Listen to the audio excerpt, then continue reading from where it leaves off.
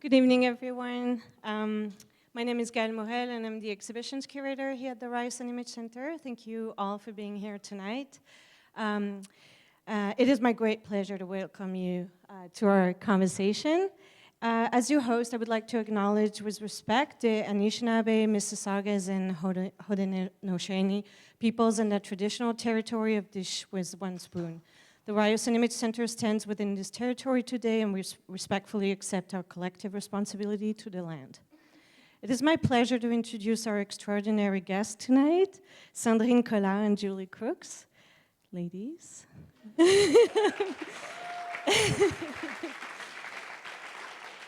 Sandrine, as you may know already, is the guest curator of our exhibition, The Way She Looks, that you are welcome to view after the conversation. Will be open until 9 tonight.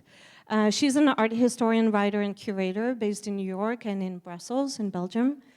So she travels a lot. And she's a specialist of modern and contemporary African arts and a professor at Rutgers University in New York. And she's been appointed artistic director of the 6th Lubumbashi Biennial 2019 in Democratic Republic of Congo. And that's opening next month. Yeah. She's busy, so we're very appreciative. She's also working on her book about the history of photography in the Congo, which was the draft, I guess, was awarded the 2019-2020 Ford Foundation Fellowship.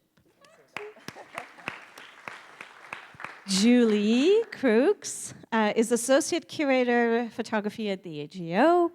She received her PhD in the Department of History of Art and Archaeology at the School of Oriental and African Studies at the University of London, England, where her research focused on historical photography in Sierra Leone, West Africa, and the diaspora. She has curated and co-curated a number of exhibitions in Toronto, including the Micheline Thomas Femme Noire exhibition at the AGO earlier this year, yeah. So there are many organizations and people who partnered with us to bring this exhibition to life, and I'd like to express our deep gratitude to the Ontario Cultural Attractions Fund, the Robert Mapplethorpe Foundation, and Emmanuel Gattuso. We also want to thank our generous sponsors, the Walrus, the Toronto Star, and BuyBlacks.com.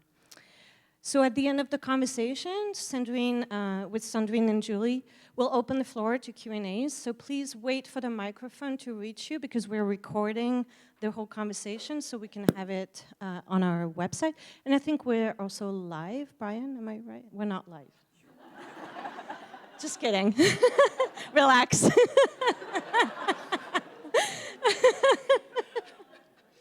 You'll still be online though, but you know. Now please join me in welcoming Sandrine and Julie.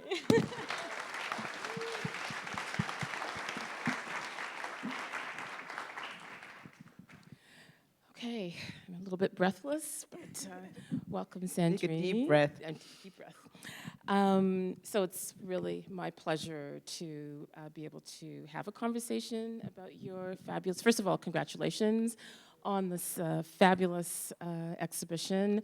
It really is a kind of marvel to take in. I saw it kind of early preview of it, and it was really, really exciting because it's the first exhibition about African photography in Toronto.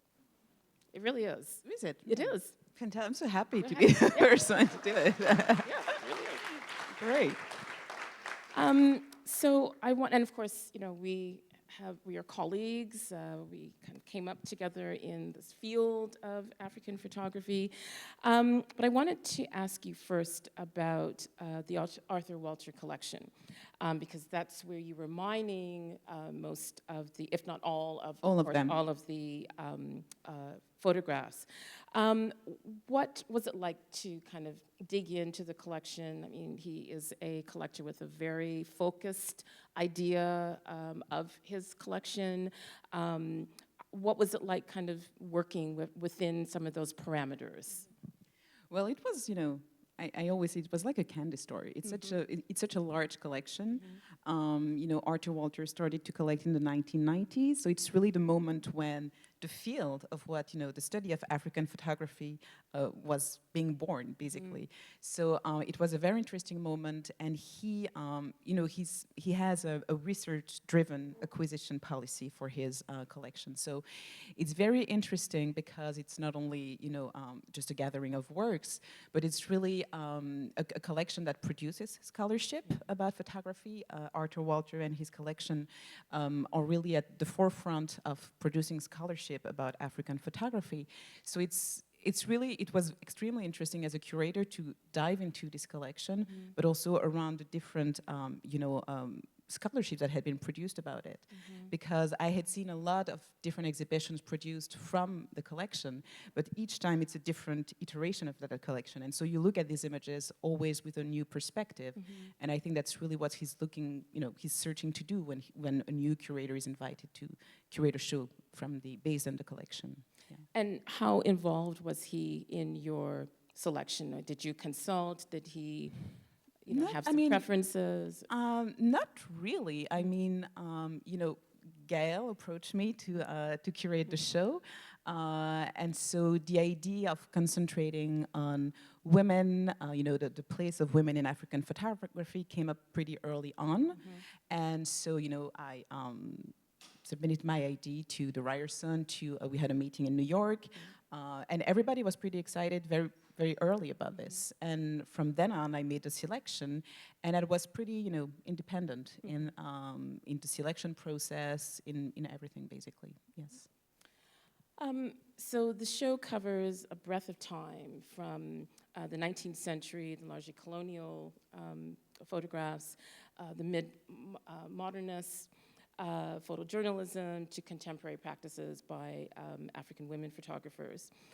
Would you say that the show then represents a kind of slice of the history of the medium from a kind of gendered perspective then?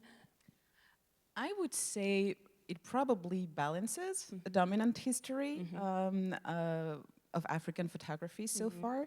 You know, as you were saying at the beginning, the study, not the history, but the study of the history of African photography is a very young field. You know, it's barely 30 years old. There's still a lot we do not know about African photography. Some regions have been more covered than others, and as in any other field, a male perspective has prevailed. So, you know, the canon of African photography has been based on Sidou Keita and Malik Sidibé, and really from a sort of auteur perspective. So it was at the same time balancing this sort of dominant narrative about African photography, and also, you know, trying to retrieve from what we don't know also. So that's why I thought it was so interesting to think about the position of the sitter, because it allowed me to think differently, not just from the perspective of the photographer, but really trying to retrieve another kind of history. And of course, recently in you know, theory of photography, the position of the sitter has become more and more important in the authorship of the photographs. Right. Yes. And as you said, this history is fairly unknown, I think, in the West. Although there have been these moments in the 90s and early 2000s with efforts in the UK and with Okwi and Weezer to kind of highlight and elevate African photography and its scholarship and exhibition. Do you think that this interest continues to grow with new platforms such as 154, Lagos Photo, you know, biennials on the continent? Do you think there's a kind of growing interest, or is the interest kind of waning? No, I really think it keeps growing, and for a pretty obvious reason is that, you know, photography is the first medium of artistic expression in Africa. Also because, you know, and I know this because I'm curating the Biennale in the Congo, but it's not easy to find canvases, you know, painting and brushes in the Congo. I'm talking about this particular country. So photography is more easily accessible to a lot of young artists. And so it keeps really being an important mode of expression. A lot of young people are, taking up photography. A lot of female African photographers, it's really interesting to see, are taking up the cameras and creating new images. And I was, just preparing for this conversation, I was just going over the internet, and I was amazed at the number of new platforms that I didn't know about African photography. It's really all over. So I think it's definitely not waning, more on the contrary. It's really something that keeps growing a lot. Yes. So you spoke a little bit about the impetus for the show. I'm really interested in the title, this kind of double entendre. The way she looks. Sorry, can you hear me? Sorry. The way she looks. Can you talk about that a little bit? Sure. So, when I was talking about a dominant history of photography, especially when it comes to the representation of African women, the genre of the portrait is has a very contentious history in Africa, because photography arrived at the same time as colonialism. There is a very intimate history of exploitation and humiliation, basically, between photography and the representation of Africans on the continent. And so when it comes to women, especially, images of sexual exploitation, of objectification of their bodies have really been very present in the colonial archive, and it has left profound scars on the representation of women. Nowadays, it still have a lot of consequences today. Yes, it's very enduring. And so, that's very often the angle. That's the body, the issue of the body is very often the angle that's through which the place of African women has been looked at. A lot of contemporary artists are working on these issues. I'm just thinking of, Wangechi Mutu, for instance, an artist who has worked a lot with that. And of all of that is, of course, necessary, and we need to keep working on that. But I was also interested in developing another history of African women. And so I came up with this title, The Way She Looks, because I wanted to talk about the way women were looking at the world, the way they were looking at their own circumstances, and not always as a body being seen by others. And the title of the exhibition came to me, and then I tested it with people, and 99% of the people always understood the title as, the physical looks of women. And so I'm like, how come they never thought about, women looking at things and having their, literal and figurative point of view on things? And so for me, it was really a sign that I needed to curate that show and trying to retrieve that point of view. What were women, how did they try to shape, to self-fashion their representation, and how did they look at the world? Yes. Well, it's certainly a title that works. And we can kind of start looking at let's look. Yes. At some of the some examples from the show. So we start in the 19th century in the University Gallery. And there you're featuring, obviously, women through the lens of the colonial lens. So if we start, so the women featured present some of the tensions inherent in the title, right? Collaboration versus refusal, the pejorative caption versus the self-expression of the sitter. Can you tell me a little bit about this, especially Martin Dugan Cronin's kind of history practice with African women? Sure. If you have already visited the exhibition, and if you have visited what we call the historical room, you've probably noticed that all of these images, except for two, don't have the names accompanying the photographs. They are all portraits, but you have no names except for two images. And they all are, ethnographic-like descriptions. The original caption is a sort of an ethnographic type-like caption. And I've always been fascinated by the, what's called the ethnographic portrait, because for me it really presents a fundamental paradox. It's like, the ethnographic portrait, even though the convention have evolved over time, they really try to be as visually precise as possible. You know, it has to be, the precision is almost metric very often. You know, you are supposed to represent visually something that can be checked, that can be verified. So it's extremely precise, but at the same time, it's a complete obliteration of the subject. You're not trying to represent an individual, you're trying to represent what's general about him or her, exactly. So you completely dehumanize the person in the photograph, since the mission is not to represent you, but to represent a type. And so for me, it has always been something extremely, it has always been a subject of reflection. And when you look at that image, you know, of this woman, and you look at it with the caption, which is, you know, either in the room, either the ethnographic group of the person or the geographic region where this person is coming from. For me, it was striking how every single time the woman in the photograph was defeating the purpose, you know, the ethnography, the reduction of that woman in this caption. You know, the way, especially these photographs, when you look at the sort of aristocratic, you know, gaze of the woman, the far-reaching look, you know, that goes way beyond the sort of reduction that accompanies the photograph. For me, there was something that I could not reconcile between the caption and the image. And really, it's true for most of the images. You know, there's something that tries to reduce that woman to a sort of scientific type. And yet, when you look at them, when you look at their gaze, when, especially here, you look at her and you really feel she's thinking about something. There's something on her mind. There's nothing that says it's a type, you know, she's a type. And that's really what I wanted people to feel when they were entering the room, how even in these conditions, women found agency to express something beyond the caption of the photograph. And I guess that's part of the difficulty in actually engaging with some of these photographs from the 19th century. How do you find that agency and that subjectivity? How closely do you have to look? How do you read the kind of symbols? What is being signified, you know, in these photographs? And I think there's a kind of fine line. And we were talking, I hope this works. It does, yes. Okay.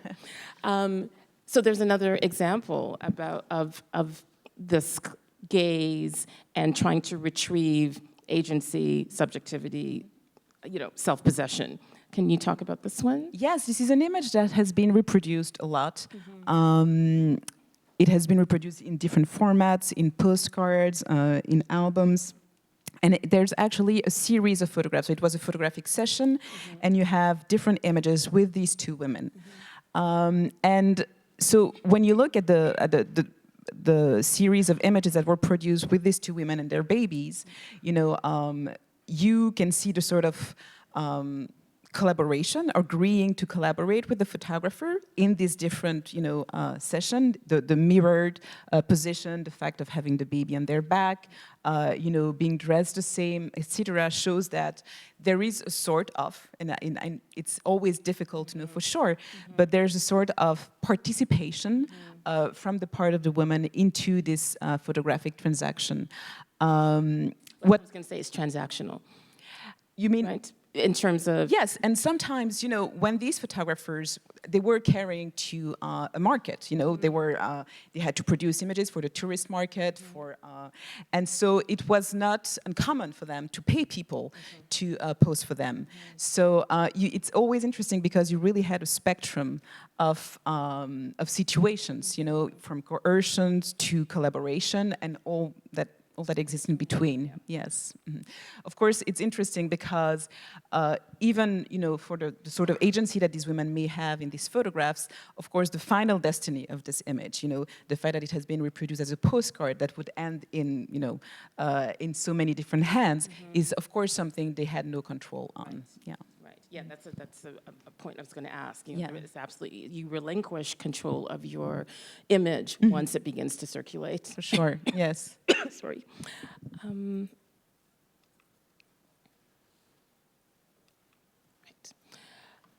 So we talked about this a little bit. Tina Campt has written about the kind of physical manifestation of muscular tension in the photographs of South African women, much like this, or the others that we just showed in the late 19th century. And she's arguing that there was a kind of subtle strategy to resist the colonial gaze, an act of constraint and restraint. I think this image seems to support this notion, you know, just in the way she comports herself. I'll let you talk about it and save my breath. Go ahead. Yes, totally. I know we are both big fans of Tina Campt. Totally, yes. We talked about this before. What I think is, you know, what I particularly like about her work is that, you know, you have images in the colonial archive. You have images of clear subjugation of the subject, and then you have images of clear resistance of the subject. But you have all these images in between, you know, that are not spectacular resistance on the part of the subject, or not spectacular subjugation. And so it's difficult. What do you do with these images? How do you read them? What do you see in them? And I really like her approach to what she calls frequencies and the vibrations of the image. So she asked the viewer, and she has all this theory about listening to an image and not just looking at it. And when you really are attentive to the details and to what she called the vibrations, you can find small signs of what the subject may have experienced in the image. And so indeed, in this photograph, for me, you know, it's very interesting because everything about this woman in the photograph expresses a refusal to be in the image. You know, the inverted shape of the mouth, the sort of jaws clenched.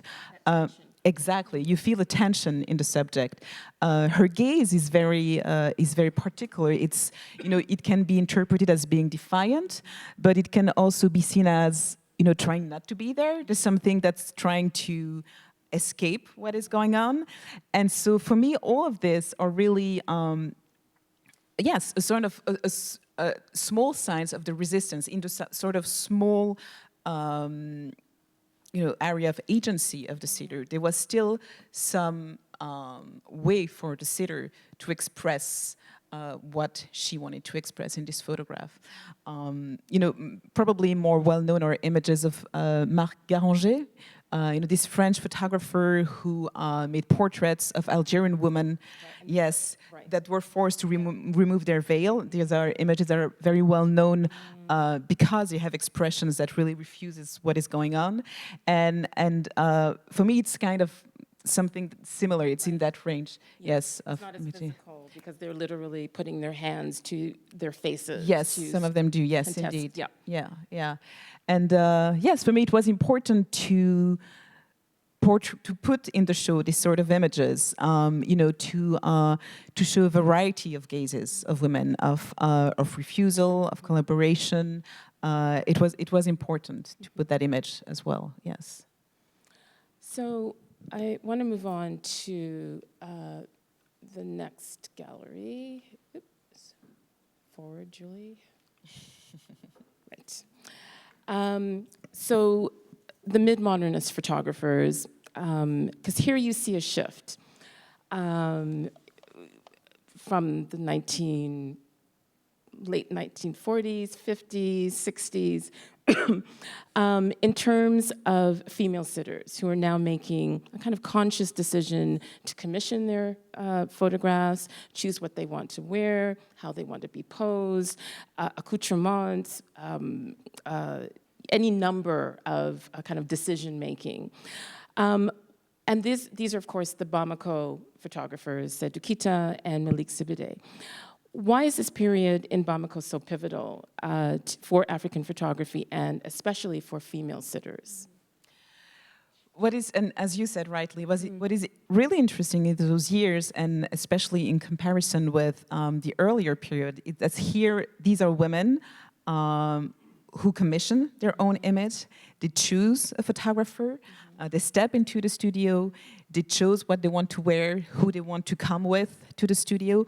So all of that, for me, are decisions that really make them as much an author of that image as the photographer. what also is very interesting is that, of course, we are in the 50s and the 40s and the 50s, which are, of course, the decades leading up to independence. So there are also a general, atmosphere of self-possession around it, I think, is really interesting. And I think, probably that period has become pivotal also because Seydou Keita is basically responsible, for for a field of African photography. So really, the canon has been built. He was the starting point of that canon. What I've always found fascinating, reading about him, in the literature, but also his interviews, something that has always been very interesting are the sort of inconsistencies that you have in the way people are trying to get him to talk about his work. When the art world is busy trying to create this discourse around him, when he's, this artist, this modernist artist, when, and there's no denying his mastery as a photographer, of course, but there's, he was working for customers who, wanted to have their own image, really had their say. So he was not by himself creating that image. And it's interesting, sometimes you read interviews when he says, I was the one, I give them accessories, I was the one picking up the pose, I was telling them how to pose. And then in some other interviews, he says people were coming, knowing exactly what they wanted, posing exactly how they wanted. And so for me, it's interesting because it shows this sort of tension between the art world trying to create, this master of photography, which, he is. Right. But it was trying to take away from the sitter and the agency of the sitter into the image. What is particularly interesting here is that you see two women dressed, in similar dresses, and textile has always been very important in African photography. Usually textile are charged with meanings. Having a new textile is very often reason to go to the photographer to commemorate that textile. And of course, here, the fact that they are dressed the same, it's something that's true for West Africa and also in Central Africa, is that it's a way for them to express some kind of solidarity or family bonds or friendship bonds.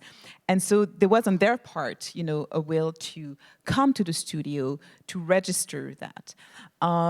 And so, of course, it's also very interesting because, one of the discussion around Seydou Keita is, how the motifs or the textiles are so important in his practice, how it was really his style. But here we can really say that the style was as much, the initiative of women coming with these dresses and creating these sort of very vibrant patterns as a photographer. And it's something that you see in other photographs, not just this one. So I don't want to take anything away from Seydou Keita, but I think it's important to recognize how a sort of style, was born from the position of the sitter here. Yeah. And I think that shift is very clear. Oops, I want to go back. Oh no, back. Help, I'm trying to go back. Okay. Between something like this image and, I'm trying to make this easy, sorry. And this one. The layering, the voluminous, layers of clothing that hides the body so that you don't have access anymore, really shifts that kind of, discourse around, African women and their kind of hypersexuality, et cetera, or so-called, and, the way that women kind of now use the attire in a completely different way because they have that choice, right? Is that something that you, it seems to come, it's a kind of a, well, not a trope, but it seems to show up a lot in Keita's work. You mean of covering the body? Of covering, yes. I don't know if I would interpret that as a sort of reaction, right, against an earlier period, because for me what's interesting is that, these women had their own tradition and their own ways. Right. And I think sometimes we give the colonial gaze more power than it has. And, you know, when you have African photographers starting to practice much earlier than Seydou Keita. You know, if you've seen in the 19th and early 20th century room, in the window, you have an album which is open, and you can see a photograph. I think it's late 19th century, and there's no doubt that it's an African photographer, because the way of posing is definitely one which is more traditional to African studio portraiture. For instance, you have you know, women posing with their legs wide apart, which is something that would have been considered indecent, you know, in 19th century Europe. But there, it's made for you to be able to see the textile once again. So what I'm trying to say is that there was already an African studio you know, tradition before Seydou Keita, and it's not so much for me reacting against the colonial gaze and just continuing that tradition. Yeah. A different tradition. Exactly. Yeah. Exactly.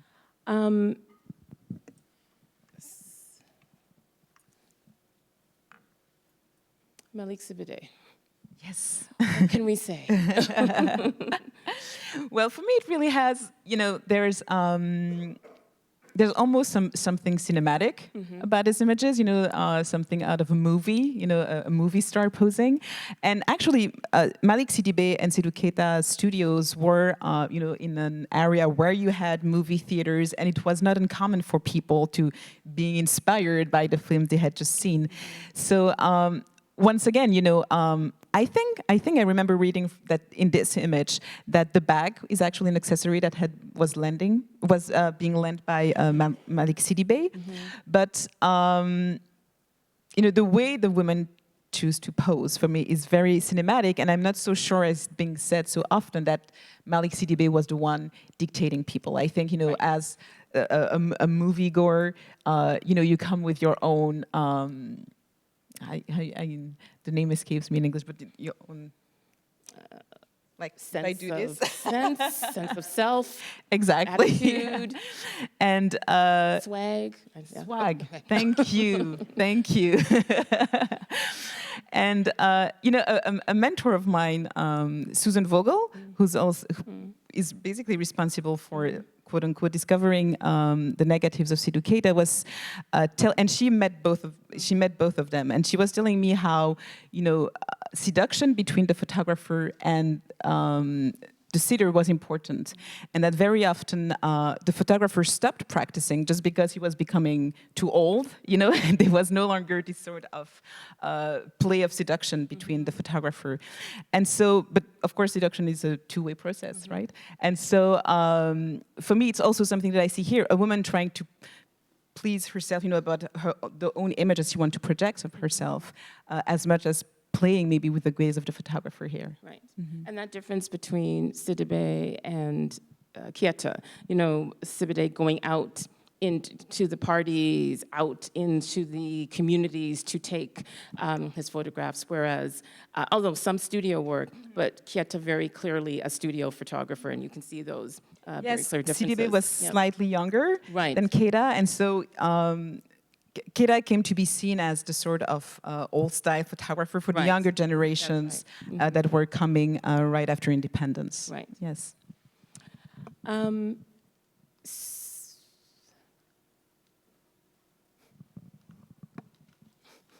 Yes. So, of course, Bamako and Keita and Sibide have received a lot of attention, of course, and rightly so. And we talked earlier about this kind of short history of African photography. And then you told me about Felicia, Ansa, Aban, who I'd never heard about. Can you tell me, it just shows you that we're constantly finding out and discovering new African photographers, and in this case, a woman in Ghana.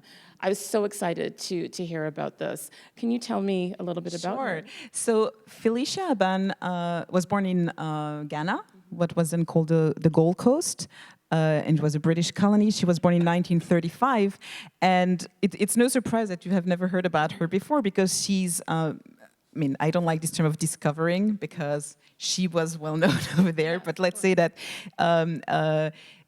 basically in the art world, people just heard about her a year ago. And she was trained by her father. He was a photographer. She opened her own studio in 1953, I believe, in Accra, in the capital of Ghana. And she practiced for 50 years. You know, she had her own studio, and then she became a photographer of Nkrumah. And she was very successful. You know, there were a lot of studios in Accra, and so what she did to advertise her skills as a photographer was to take a lot of self-portraits. She was married to a man who was in politics, and so she was going to a lot of dinners. And so each time she was dressing up before going to these dinners, she took a self-portrait, and then she would put these photographs in the window, you know, in front of her studio to advertise her skills. And so it's very interesting because we have here, you know, a woman that at the same time the subject and the author, and she has full, you know, authorial control over this image, which I find fascinating. And she also trained other women. Yes, so there are a lot of different photographers out there that we still need to research about, and you know, it's a very important quote-unquote discovery because it completely changes the narrative of how the history of African photography has been told so far. And you know, if we have missed a photographer who was practicing for 50 years in the capital of Ghana, what else have we missed? Exactly. Yeah. So I think there is, you know, the story of these female gazes in African portraiture is definitely something that still needs to be researched and expanded on. Yeah. You've spoken before, I just want to go through my notes, about African women more or less being responsible for a particular aesthetic, kind of creating an African aesthetic in photography. And you talk about that in using Curator's work. I'm sure we can say the same of Aban's. Can you explain what that aesthetic is? There is this this sort of notion about photography that has been developed 10 years ago about surfacism. You know how, and especially if you go back to Seydou Keita's photograph, how this sort of recurrence of vibrant motif, something that really vibrates at the surface of the image, prevents you from you know, diving into the image, into the sort of... I'm sorry. That's okay. I'll just let someone else... Okay, sorry. That's okay, no problem. How it prevents you from, you know, the sort of perspectival approach of photography like you have, you know, in Western traditions where it's like a window onto something. Right. When you look at a photograph like another one, like not this one, another one. Yes. You know, the prevalence of these motifs really does not allow the viewer to go beyond the surface. It makes you very aware of the materiality of the surface of the image. This one, yes. And so, you know, the haptic dimension of the image, the tactility of the image, is something that's that has been very important in African photography.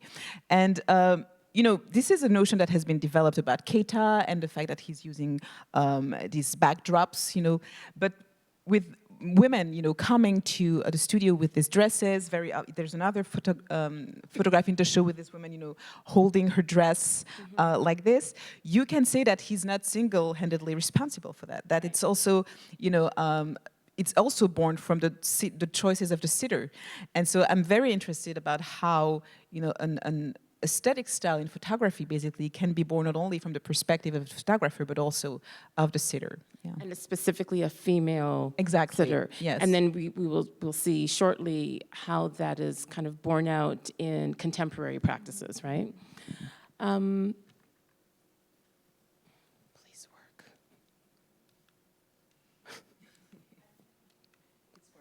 Right, so this is Felicia Aban in the Ghana Pavilion at the ongoing Venice Biennale. So, you know, most of these, and I was reading an interview just before coming here. She's still alive. She's 84-year-old. And so on the left-hand side, you see mostly her self-portraits.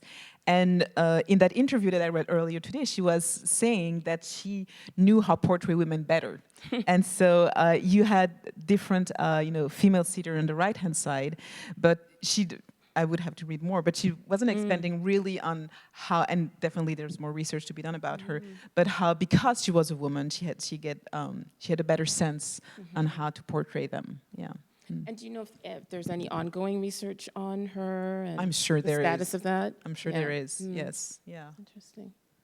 Now, she's not in the show, but I thought it was important to kind of... No, I know it's a bit weird to talk about a photographer who's not in the show, but I think it's really important to think about the general,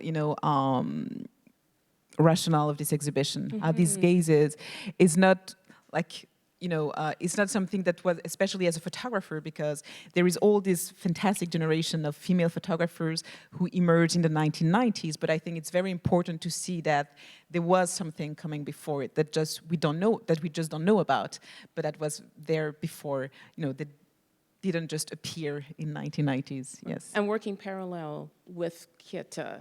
Exactly, I think exactly, that's what is yes. so mind-blowing.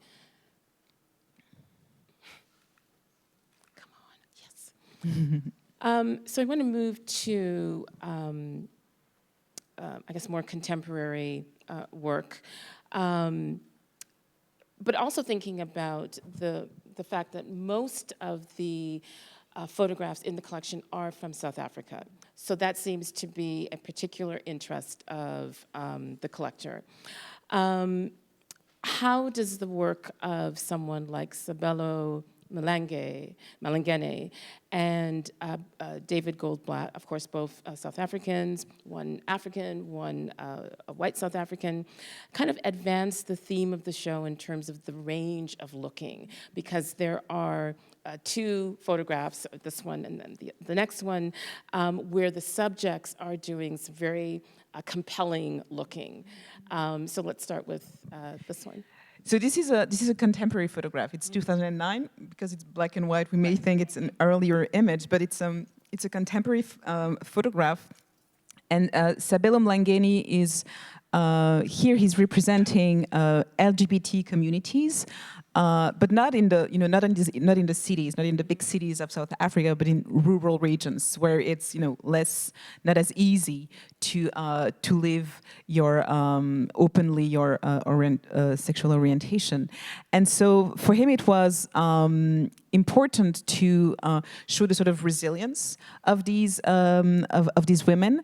And South Africa has one of the most tolerant constitutions when it comes to LGBT communities, but in reality, it's a society that's extremely, that you have a lot of acts of violence towards these communities. And so, of course, in this image, there's something that's amazingly touching, beautiful, and resilient about the sort of self-possession, the expression of joy. Very often the single expression of joy is a resistance in itself.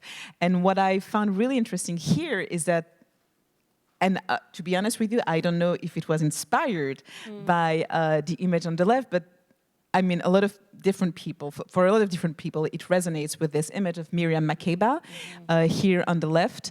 So as you all know, Miriam Makeba is this very famous South African singer and a political activist. And this photograph has really become an icon because she posed for this photograph, and then it became the cover of Drum magazine. Drum magazine was an extremely important magazine who was published in South Africa, but was circulated in many different countries on the continent. And it was very important because in the time of apartheid, it was portraying Black life, in a glamorous way, in a joyful way. And so it's very interesting to see how this sort of earlier, icon here resonates with another kind of liberation for these young LGBTQ communities. And so I thought it was very interesting to put these two images in dialogue here.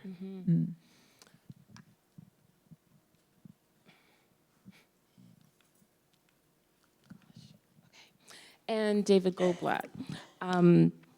this is such a fascinating photograph. Both of the Goldblatt photographs that are in the show are extremely powerful, and you know, there's a way that Goldblatt shoots apartheid era South Africa that I think is beyond skillful. Like, he's able to nuance in a way what he's seeing. And I don't have a pointer, but I think you can all see that little cluster of Black women looking on, you know, towards the Miss Lovely Legs competition and their expressions.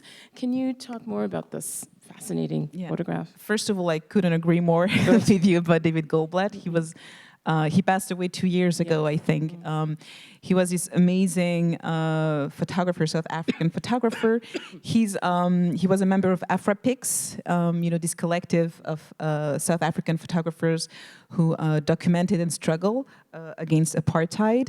And he's also the founder of, and it's important, of Market Photo Workshop, which is an extremely important photography school still today in South Africa. And so in those years, you know, he was really documenting the sort of tragedy that apartheid was, but in an extremely subtle way, as you say. And so here we have a beauty pageant, the Miss Legs competition, and you see these 4 women on stage, you know, in a complete state of objectification. You know, they are numbered.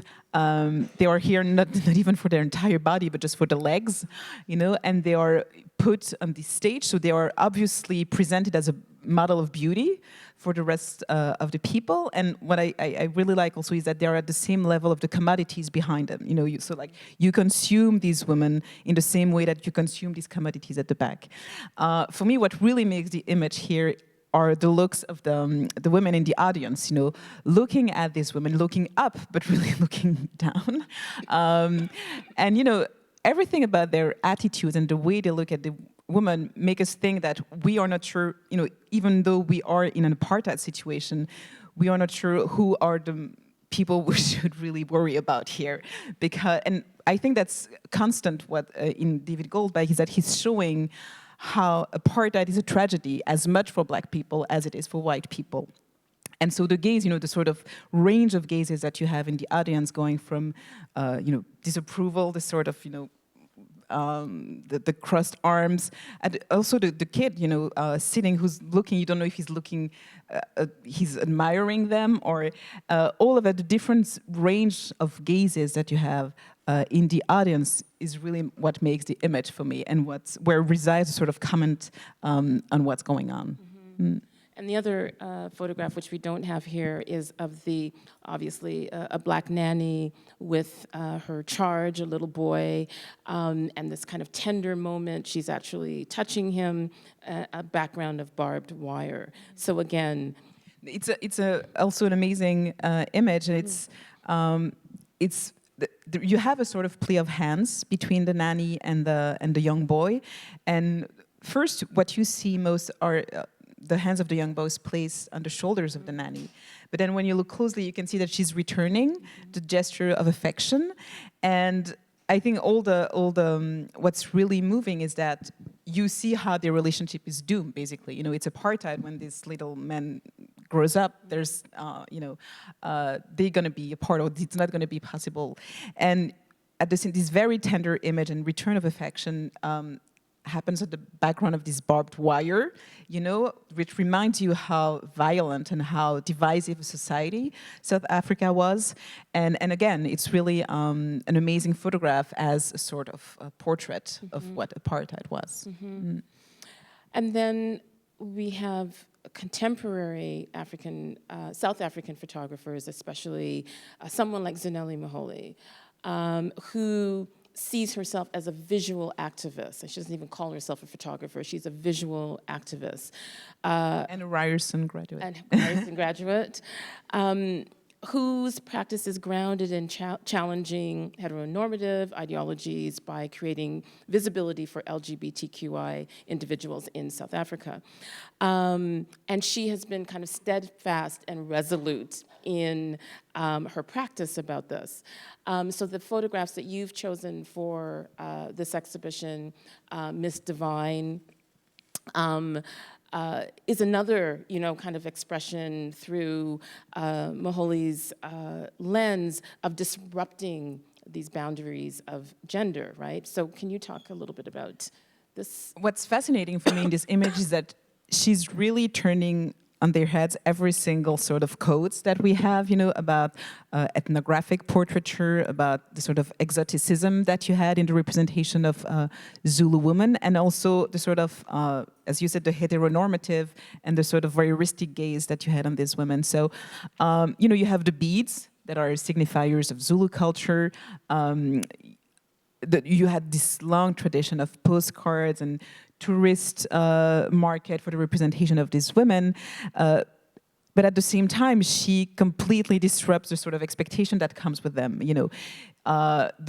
What's really funny actually is the background, the sort of, it looks like Bush. The side of a road. Right. It's dirty, you have plastic bags, there's nothing authentically, as an authentic Zulu. It looks like the side of the road. You imagine a highway actually passing by and people throwing their plastic bags on the side of the road. And, at the same time you have the stilettos, that really points to how, an object of desire these women were for a male gaze early in the colonial archive. And then at the same time, the frustration of not having a breast for the viewer. So you have a flat chest, and so at the same time, she's completely playing under sort of gender, norms and codes, and frustrating all the expectations that come with them in photography. And so I think it's a very I really like this image because she's really in a few elements, she's completely subverting a whole history of photography when it comes to representation of Zulu women. Well, yeah, those kind of ethnographic images and representations are what we're so, accustomed to seeing, and this, of course, as she always does with all of her photography, is always kind of pushing those boundaries. Exactly. Yeah. Yay, Ryerson, for Good job. Good job. Lebohang Kanye. I practiced that. Another young photographer who's pushing the limits, actually, of portraiture, while building, I think, on this African aesthetic that you have been talking, which you argue is coming from African sitters and African subjects.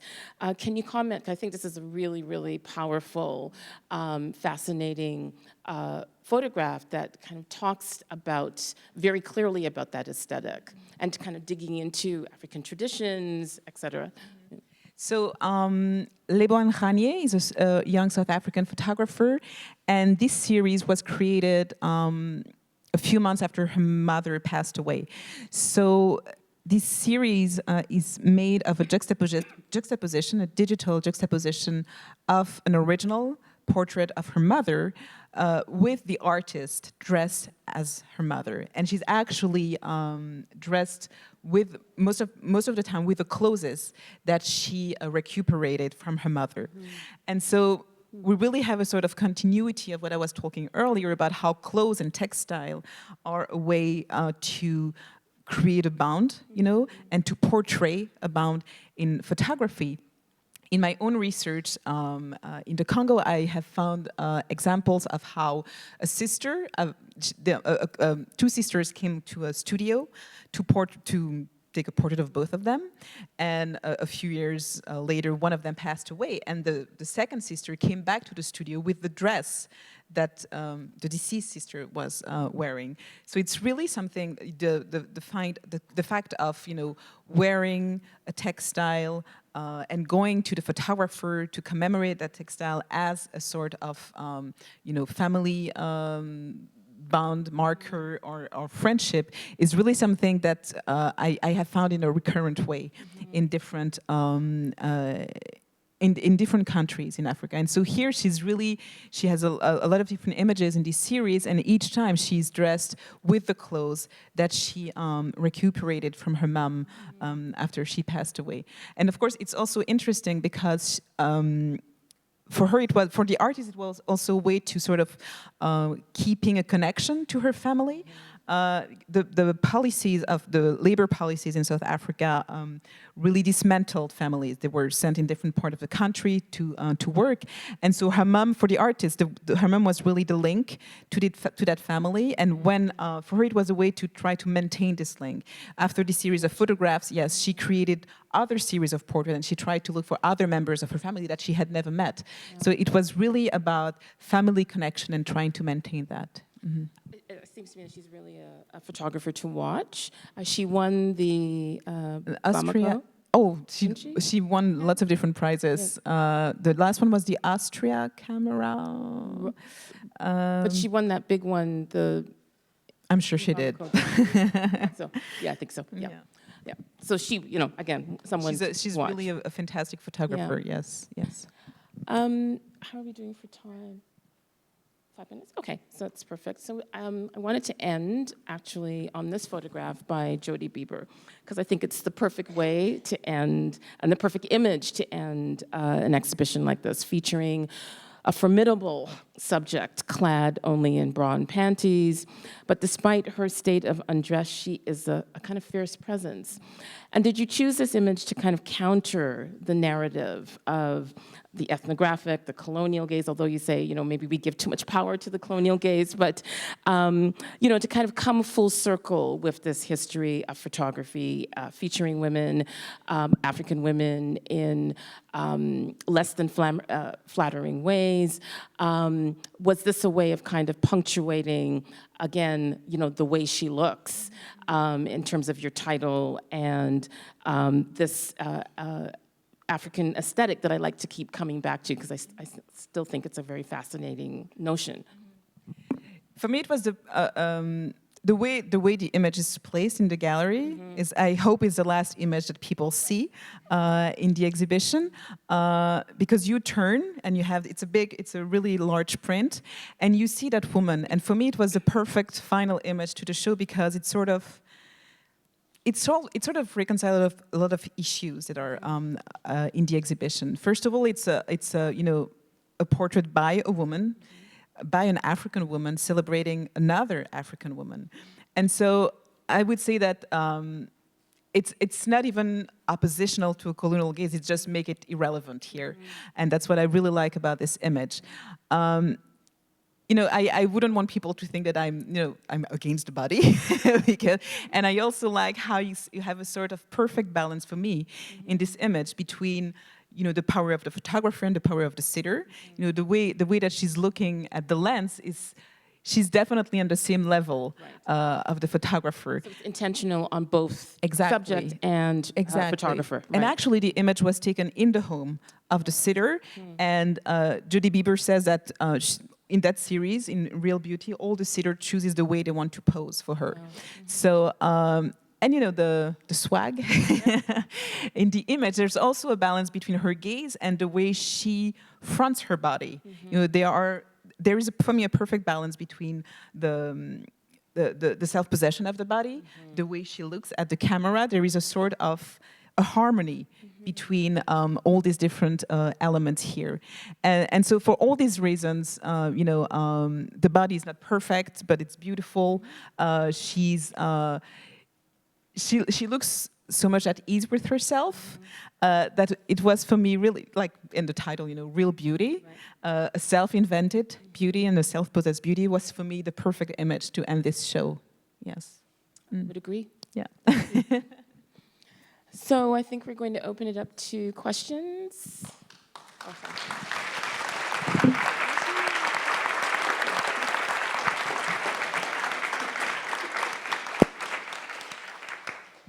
Thank you so much. Please raise your hand if you have any questions and wait for the microphone.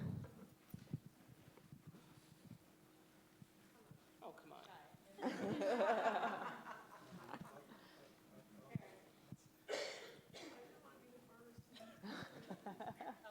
on. I just want to say thanks very much for the conversation today. I'm a photographer and photography instructor for youth, so I really appreciated the conversational nature today. So my question is about, I heard what you guys were saying about the colonial gaze, not necessarily trying to oppose it per se, but I just thought of something recently based on, I don't know if you've seen the New York Times advert for the Africa Bureau Chief that was posted like 2 months ago. I don't think I have. I have it, if I can just like read it really quickly. It says, it's for the New York Times. It says, our Nairobi Bureau Chief has a tremendous opportunity to dive into news and enterprise across a range of countries, from the deserts of Sudan and the pirate seas of the Horn of Africa, down through the forests of Congo and the shores of Tanzania. It's an enormous patch of vibrant, intense, and strategically important territory with many vital storylines, including terrorism, the scramble for resources, the global contest with China, and the constant push and pull of democracy versus authoritarianism. So, yeah, I thought back to, I had a story based on some images that I got in Somalia, and I pitched it to a really big agency, and they're interested, but they asked me to cover something which was a bit more negative, like what I had was a more positive story. And they asked me to cover like a pirate jail instead, and I just said like I wasn't interested. So my question is basically, like, do you guys have any experiences, lessons, or points to sort of, not necessarily like respond, but also to like navigate what is obviously like a hierarchy with like big publications like New York Times and even other options for us photographers. In the end, I ended up just posting it in the local Somali news. I mean, I didn't get the same amount of money I would if it was New York Times, but you know, I was happy with what I had. I think catering to the local market, it's definitely a good idea. You know, I think it was a few months ago, you had this sort of mea culpa from National Geographic, you know, acknowledging a long history of racism and of a negative portrayal of Africa. And for me, it was overdue, but it was really fantastic for them to recognize their responsibility in creating an image that does not represent the entire, continent of Africa. So I think we just have to keep, proposing other stories, and that's what I'm particularly proud about this show, is that, it's just, there are so many different stories to tell about, African photography, about the African continent, that we just have to keep pushing and proposing them. And in the end, it just, when they keep coming, it's not possible to just eternally push them away, because you don't make them up. They exist as well, along other stories. I don't know if, Julie, if you have another take. I agree. I think this enduring image of Africa is one that, as you say, has to be canceled in a way. And I'm glad that we're still in this photograph, because it is that idea of just presenting something else, presenting the fact that you went to the local Somalian newspaper is probably where you should have gone. And then, eventually find, other sources. But I think that constant pushing against and resisting that these images, the representation, the discourse, the tropes about Africa have to be, we have to be vigilant. So, good for you for not, in a way, not accepting that assignment in a way, and trying to kind of push past it with an alternative.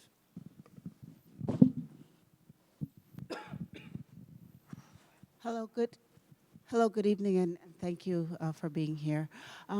What kind of critical thinking or questions could you offer people in this room, or even people who come walk through this portion of the exhibition, for them to really think about what they're seeing?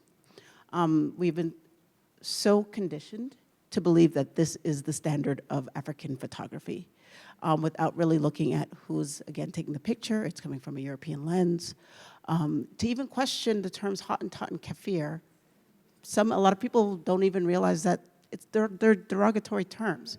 And or looking for references, European references in the background, or European references in the clothing, and thinking like, oh, these are nice civilized pictures of African people. Like, what kind of, I think people are so conditioned to accept that this is a healthy representation of Africa. Like, what questions should people be thinking as they're looking at photographs from that type of lens?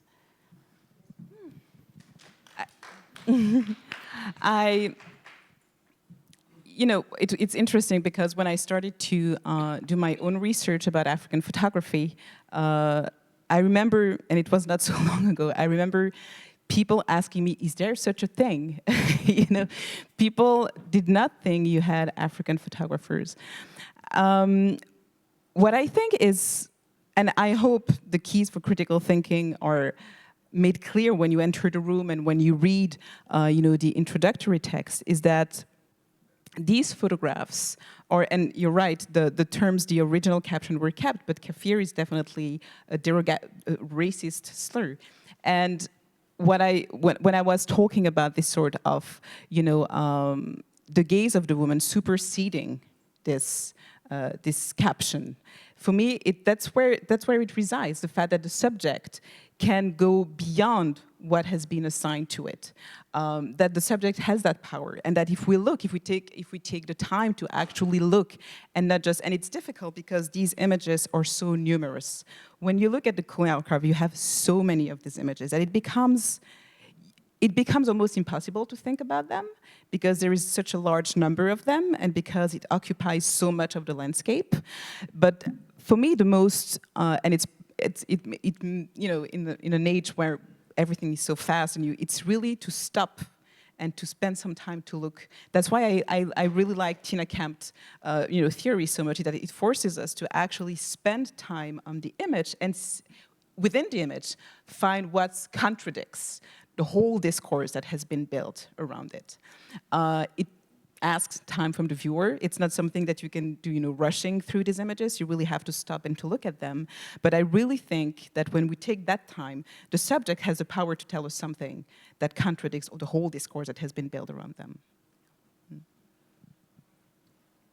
I think that it's a valid concern and question because these photographs are so difficult to look at, and there's not always a docent in the gallery. There isn't always someone around to kind of decipher, explain, contextualize the photographs, and I think that's what it is. I think it is about looking, really looking.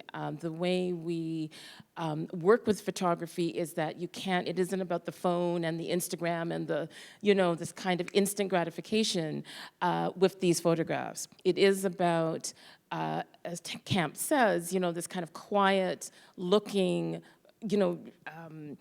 engagement with the photographs. If you don't have an understanding of those pejorative terms and this history, then I hope that you're using the phone to do a Wikipedia search on what these words mean and how painful and traumatic and violent they really are. So I think it's a kind of a balance. You do have to contextualize these photographs as painful as they are. I'm wondering about the collector and about the difference of mining from this type of a collection as opposed to what I think I'm more familiar with just because of following Julie's life, which is mass kind of grabs where we know of collections where someone's got buckets of money like Getty, they're just buying up everything. And so there isn't necessarily a sense of purposefulness about what is there, and maybe what that experience was like for you in trying to construct this exhibition, and maybe even what your preferences. Do you prefer lots or more? Did it make it easier or harder, or what the difference is to mine from that type of a collection? Because you said this collector was very purposeful about what they were interested in. I'm wondering if you can comment a bit more on that. Well, what makes it an interesting collection for me is that the sort of, the research, it evolves with the research. And so I'm sure Felicia Aban will be I hope she will be part of the collection soon.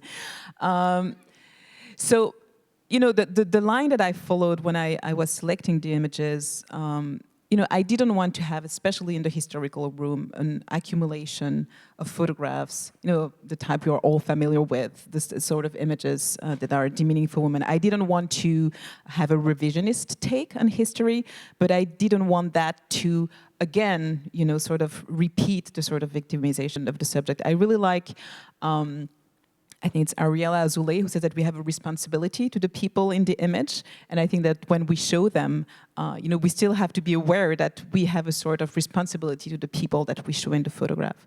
So in terms of, the selection, for me, it wasn't a difficult, it was an easy process because the collection is, for me, built in a very interesting way.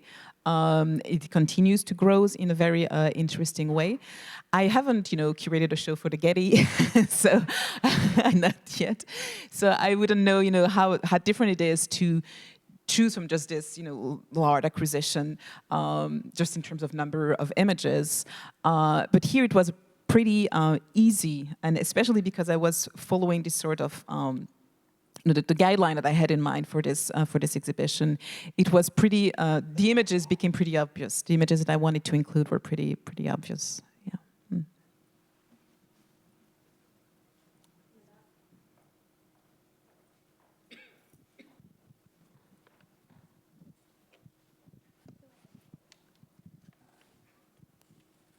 I'll stand since my interest looks at fashion and identity, and I thought as I was going through the show that you could have almost titled it "The Way She Wears" or "What She Wears," and you've already together unpacked so many connections between, I think, the sitters and the agency in clothing and how they used clothing to, I guess, usurp this colonial gaze and enact their agency. But I'm wondering if you can just chat a bit more about how these women have really used their clothing to connect who they are and to really make an oppositional statement, and whether that's going to come up more in both of your work. Foiled again. Okay, let's think on this. Yeah, sure.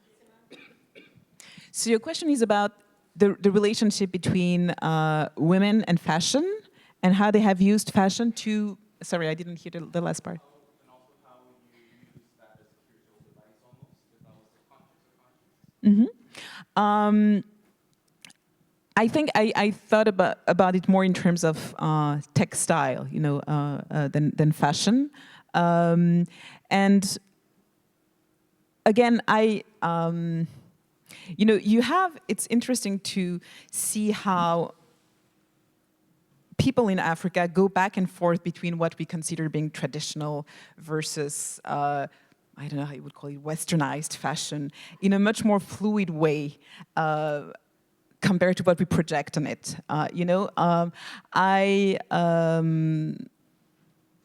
Just, from a personal perspective, I see my aunts wearing, pani, and then I think people attach less symbolism. They just move much more freely between, this different type of clothing that we very often assume they do.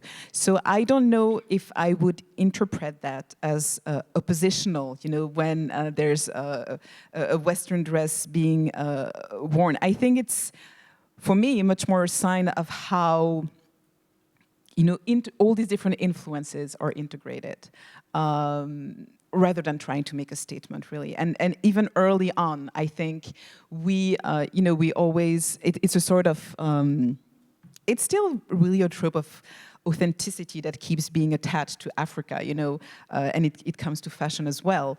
But I think that all these different codes of fashion were integrated very early on, and that people had no trouble going back and forth between them. That's something that's very visible in the Moodley images, in the first room over there, where you have this woman dressed like in the 60s, like singers, like Diana Ross, and then suddenly another one who chooses to dress more traditionally. And I really think this could have been the same women. So I don't know if you want to add something to that. Yeah.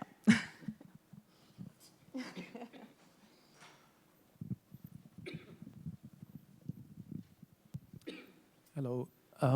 First of all, I just want to say that it's a real and rare joy and privilege to listen to two brilliant experts on such an incredible subject, and a curator working on this specific body of material and body of work.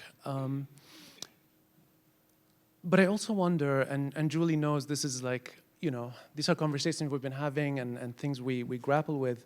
I wonder if by celebrating African women and African subjects, there is also the danger of slipping into the usual, which is continuing to fetishize this subject and this geography, and to isolate and perhaps insulate these subjects. Is there a danger of that here, or is that something you thought about? Sorry. This is a recurring question when it comes, to African artists in general. It's always, why do we keep doing African shows when they just want to be artists, considered like anybody else? And for me, it has always been a thin line of recognizing that you have a particular history. For me, it's more like doing justice to a history, not about insularizing. Is that a word? Yes, thank you. But just making, I think you have to tell the story of people. You cannot just assume that the history there is the same that the history anywhere else. Otherwise, we just, erase what happened, the history of African photographers, of African women on the continent. So I totally understand, that it's this sort of schizophrenic thinking about this is a history as a history in any other places, but at the same time, you cannot just assume that we can pass that stage and not recognize what has been the history over there. So for me, it's always been a thin line to walk between the two. And I think, especially if we are the first African photography show in Toronto, I think it's difficult to go straight to the point where we just discuss that as a history of photography in general. Well, yeah, I think that's why it was so important when I asked you the question about, loosely, is this a kind of investigation about the history of photography through a gendered perspective? I think that this is the first exhibition, and that there should be other exhibitions where you can, maybe focus on Sibide and Kieta and the earlier African photographers on the West Coast. I mean, so there's, I think that it's important as a way of correcting the erasures, the continued erasures, but being very discerning in the ways in which we think about these exhibitions. And I think the way to do that is always context, right? Because the history is the history. But it struck me when we were talking that, yeah, there's a very little known still about this history of photography in the West, of African photography in the West. So there is still a lot of education and possibilities to show this history, because it is a parallel history to that in the West, but that's little known. So just to say, I think that we have to continue in a very kind of discerning, well thought out way to do so.